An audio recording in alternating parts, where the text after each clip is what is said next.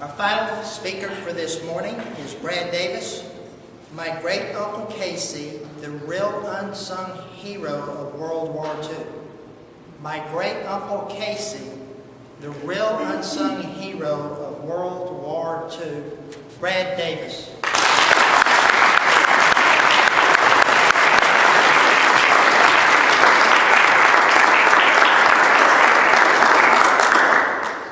Thank you for coming today to the funeral of my great-uncle, Casey Davis. Your presence here today means so much to our family during our time of sorrow. And I know that my great-uncle Casey would really appreciate that there are so many Houston area Toastmasters in attendance at his memorial service today. I'd like to share with you a couple things about my great-uncle Casey that you don't know. That he was the great unsung hero of World War II. I'd like to share with you about his special gift, how he lost it, and how he was redeemed. Casey was born on a small farm in a remote part of the country. His mother almost died during childbirth, and his father, a poor farmer, was unable to raise a newborn son, manage a farm, and care for a sickly wife. So he took Casey to a tribe of nearby friendly Indians and asked them to raise him as their own. Casey was adopted by the chief of the tribe, Talks with Wolves. This chief had a special gift of communicating with animals, which he passed on to Casey with the following admonition, that this gift must always be used to help others and never for selfish reasons. For the day it is used for personal gain, it will be taken away. Like many young men during World War II, he volunteered for the armed services. And because of his special gifts, he was recruited as a spy. Now, Winston Churchill said, "In wartime, the truth is so precious, it must be protected by a bodyguard of lies." Well, you may have heard tales about the Bletchley Park codebreakers who deciphered the German Enigma code and helped the Allies win the war. Well, I'm here to tell you it's a complete fabrication, a pack of lies.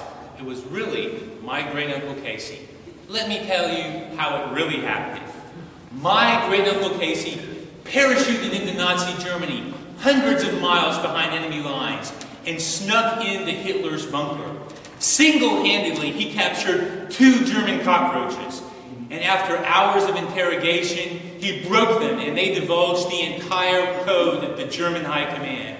With this information, America was assured of victory in Europe. That mission was so successful that the government flew him to Alaska. There he put on his ocean-going ninja suit and swam all the way from the Aleutian Islands to Japan. Again, he snuck into the Emperor's Palace in Kyoto and single-handedly captured 2 Japanese beetles.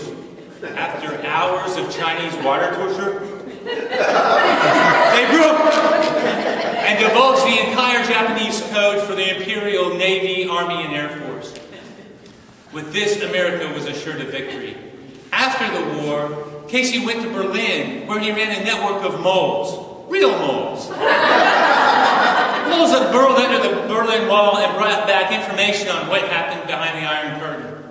But like many Cold War spies, Casey was bored. He missed the thrill and excitement of war. He wanted that adrenaline rush.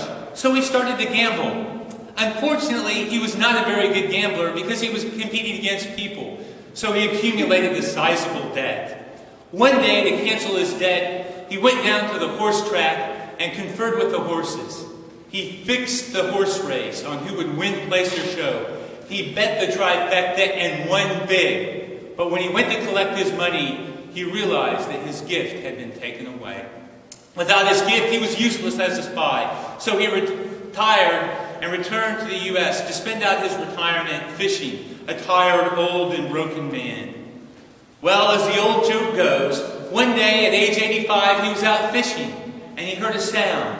"Pick me up, pick me up." He went over, and there was a frog. He picked up the frog, and the frog said, "You are the son with Talks with Wolves. You have done your penance. Kiss me, and I will become a beautiful princess." He looked at the frog and began to put it in his pocket. The frog said, "Are you crazy? Kiss me, and I will become a beautiful princess." Casey said, at this point in my life, I think I'd really rather have a talking frog. The moral of the story is, never misuse your gift for personal gain, because it may be taken away, and you may have to kiss a frog to get it back. And by that time, it may be too late. Goodbye, Uncle Casey.